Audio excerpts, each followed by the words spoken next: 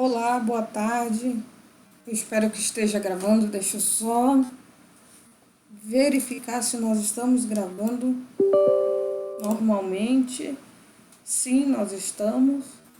Bem-vindo a todos à nossa aula.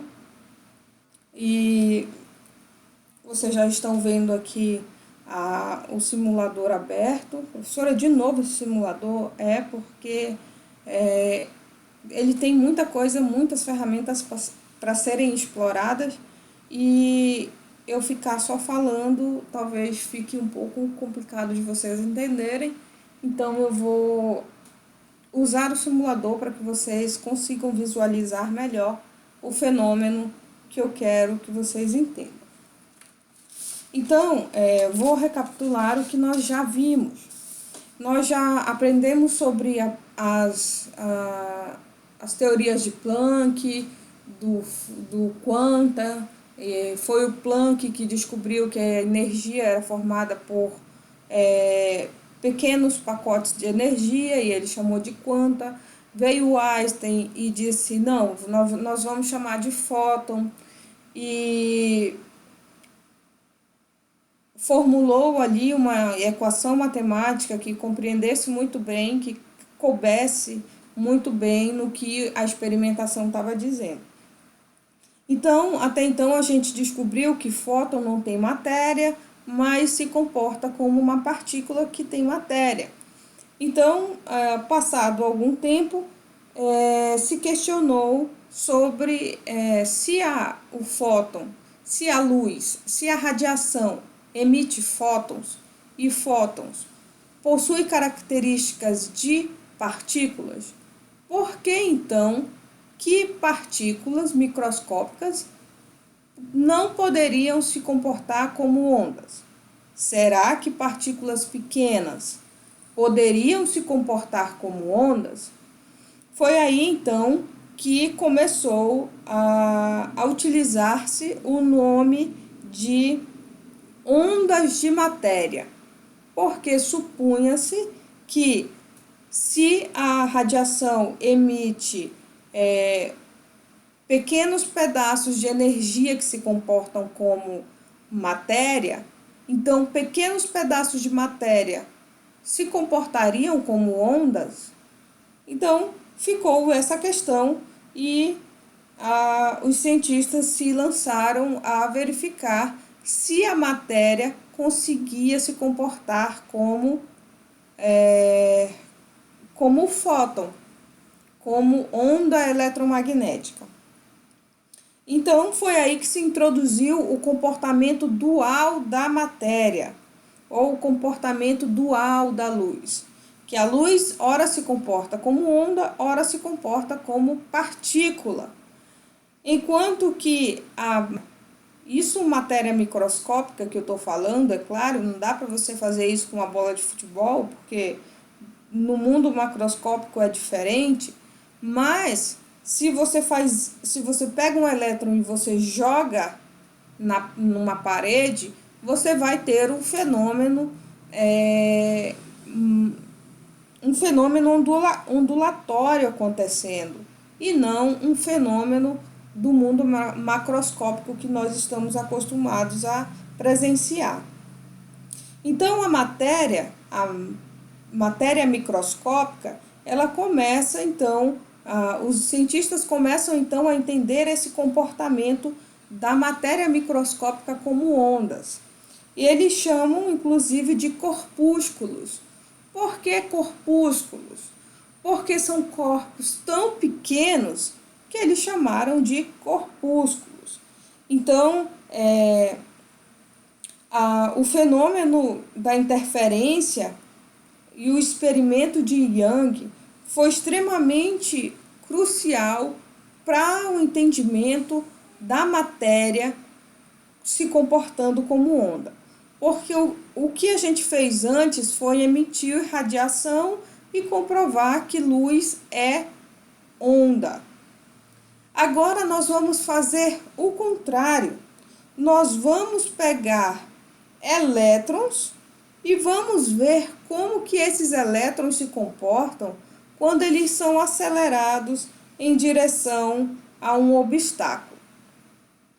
Quem teorizou sobre se a radiação se comporta como onda, como matéria, então a matéria poderia se comportar como onda, o contrário vale também. Quem pensou dessa forma, a primeira pessoa a pensar dessa forma, foi justamente de Broglie, que ele propôs uma natureza dualística já para a matéria. Então, tanto a matéria quanto a luz, quanto a radiação, elas possuem comportamentos similares. Ora, elas se comportam como matéria, ora, ou partículas, ora, elas se comportam como ondas. Então, eu vou pegar aqui o aplicativo e vou fazer com que... vou explicar primeiro o esquema aqui. Aqui eu tenho uma pistola de vários, desde de fótons até átomos inteiros. Então, eu posso escolher bem aqui o tipo de partícula que eu quero lançar aqui. Bem aqui eu tenho esse emissor de elétrons, que ele vai fazer com que eu tenha o elétron sendo em determinada frequência. Eu vou estar podendo escolher a frequência que eu quiser, mas eu quero esse azulzinho aqui porque eu adoro azul. Não sou a Damares, mas, portanto, adoro azul. Então, obstáculo que tem duas fendas. Então, quando a onda passa, é como se houvesse uma formação de uma onda aqui, essa onda formasse uma onda e aqui formasse outra onda, então no lugar de uma onda, outra. E essa interferência seria projetada justamente nesse anteparo que eu tenho bem aqui. Só que agora eu não estou mais trabalhando com radiação, não estou mais trabalhando com radiação eletromagnética, que é a luz, que são outras fontes luminosas. Eu não estou mais trabalhando com radiação. Eu estou trabalhando agora com matéria. E eu quero saber se a matéria se comporta como os fótons, como a radiação. Então, eu vou pegar aqui os elétrons. Peguei os elétrons. E agora, eu vou lançar esses elétrons com a velocidade máxima aqui que eu posso. E bora ver o que acontece. Percebam que eles se comportam como ondas, olha. O comportamento é muito parecido com o comportamento das ondas eletromagnéticas. Vou reiniciar. Agora, olha para o anteparo aqui, olha. Em vez de ser algo contínuo, são pontinhos, que têm muitos elétrons. O que isso quer dizer? O que isso significa? Significa que para algumas regiões eu vou ter maior probabilidade de encontrar o elétron, enquanto que para outras regiões eu vou ter menor probabilidade de encontrar esse. A gente não consegue com precisão dizer o momento e a posição da polar, os dois, e a gente vai explicar por quê nas próximas aulas. É claro, de quem você está emitindo. Bora emitir os nêutrons agora? Deixa eu limpar aqui. Olha só, emitindo nêutrons, mesmo padrão de comportamento como onda. Olha só, totalmente comportamento de onda. Se eu mudar a partícula aqui, eu vou colocar um átomo agora. As partículas vão sendo incididas e vai formando, partes que tem muito e partes que tem pouco. Isso é justamente o que os cientistas da área da física chamam de franja, a formação de franjas. O que são essas franjas? São áreas que possuem muito, é como se fosse um pente. Tem área que tem plástico e tem área que não tem plástico. Então, fica um plástico sim, um plástico não. Plástico sim. O que nós temos de Broglie demonstrando matematicamente que o elétron ou a matéria se comporta. Em 1927 que descobriu-se de fato como onda. Então vem de Broglie, em 1923, de Broglie, ele fala sobre a possibilidade do J.J. Thomson. Então o J.J. Thomson descobriu que o elétron era matéria. E aí vem o filho dele, o elétron se comporta como onda. Imagina, né, um pai discutindo com o filho, o pai dizendo é matéria, o outro diz é onda. Então, só em 1927 que vem a comprovação experimental a partir do filho do J. sobre uma camada bem fina de um determinado material. Então, a partir daí, ele percebeu que foi possível reproduzir o padrão de difração, que é justamente um comportamento típico de ondas. Essa experiência rendeu tanto para o Thomson quanto para o de Broglie aí o prêmio Nobel pelas descobertas. Então, se eu pegar um corpúsculo, que é um corpo muito pequeno, e fazer ele passar com uma certa velocidade por um obstáculo, eu vou ter justamente a maré. Então, se você ficar observando ali o comportamento ondulatório, quando uma onda passa numa pedra, você percebe que ela contorna a pedra e continua normal. Então, é justamente esses fenômenos ondulatórios que e essas franjas é como se, dentro da física, é como se fosse um pente. Você tem um pente que tem plástico sim, plástico não, plástico sim, plástico não. Então, o fenômeno, muitos elétrons tem, poucos elétrons não tem. Então, você percebe que não há uma região bem definida que acabe mostrando o comportamento desse elétron. Mas sim, você tem ali uma área que existe probabilidade de você encontrar ou não esse elétron.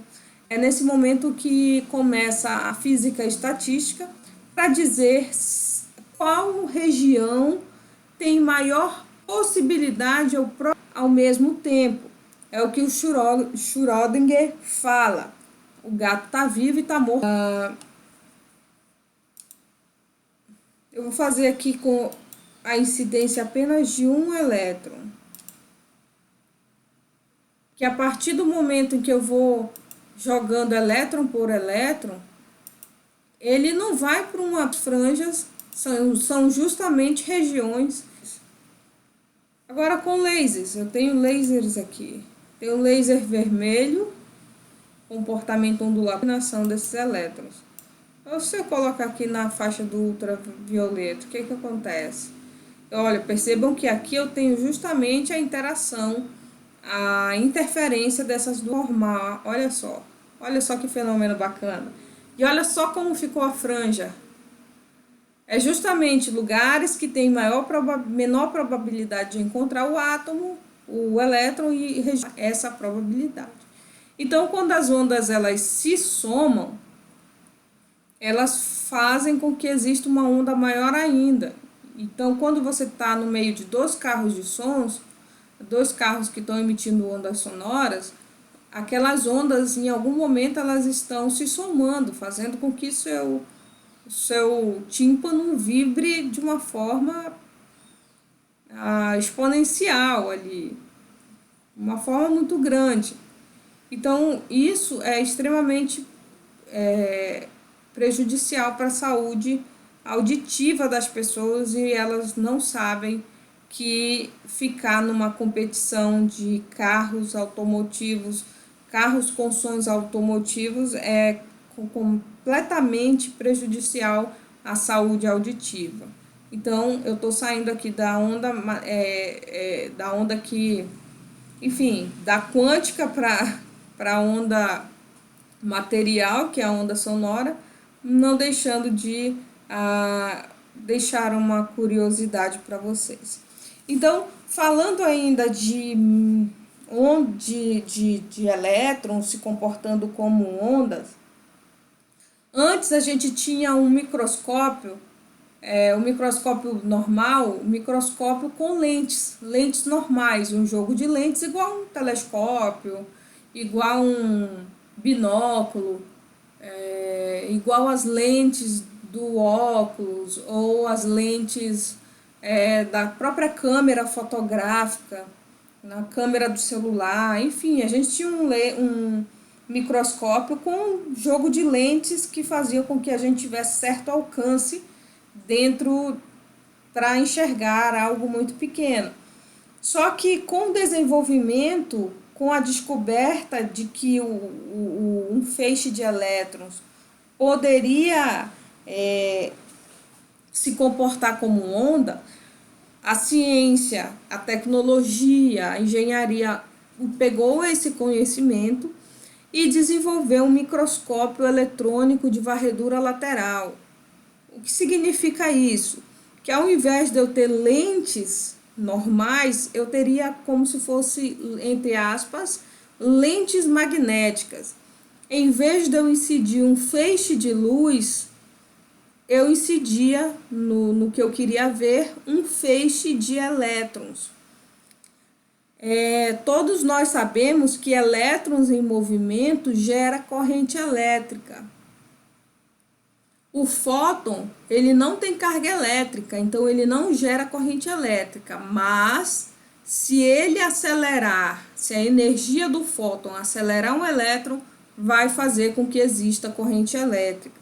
Então, esse feixe de elétrons, ele era incidido sobre essa superfície que eu queria analisar e a partir daí gerava-se uma corrente elétrica e essas correntes elétricas, elas formavam uma imagem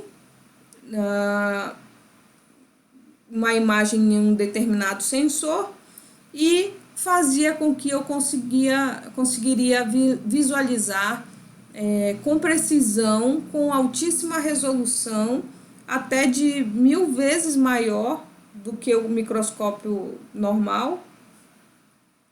Então, o microscópio eletrônico forneceu para a ciência uma ferramenta importantíssima, onde agora onde agora a gente consegue não só enxergar coisas muito pequenas, mas com uma precisão e resolução muito maior do que se tinha antigamente. Então, a contribuição, à medida que a física e a química elas vão avançando, percebam que a tecnologia ela também vai avançando e a aplicação dessa tecnologia em infraestrutura, em engenharia, ela vai aumentando também e é extremamente importante que essa ciência continue expandindo para que a gente consiga alcançar horizontes muito mais distantes no futuro. Então, por exemplo, uma aplicação do microscópio eletrônico de varredura lateral, você tem uma resolução, uma precisão muito grande, você pode muito bem visualizar com muito maior precisão o vírus da Covid-19, que é o que a gente está vivenciando no momento, uma pandemia, e a partir daí fazer a manipulação, pegar um DNA desse vírus e tentar fazer a vacina e assim por diante. Então, ciência é importante sim, a descoberta e o entendimento dessa caminhada da física quântica é importante sim, não dá para você entender os fenômenos do buraco negro, os fenômenos da morte de estrelas, se você não entende isso aqui, vai ficar muito complicado.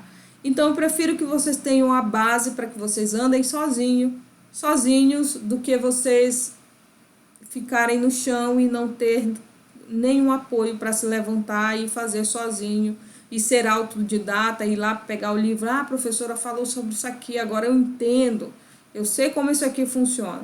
Então eu quero dar a base para que vocês consigam caminhar sozinhos, ok? Sendo assim, até a próxima aula e até o próximo encontro. Estudem, assistam os vídeos, façam um resumo de vocês, que nossa disciplina encerra dia 10. Então, até dia 10 eu quero um resumo completo de cada aula que nós tivemos para a segunda avaliação de vocês, tá bom? Sendo assim, até breve.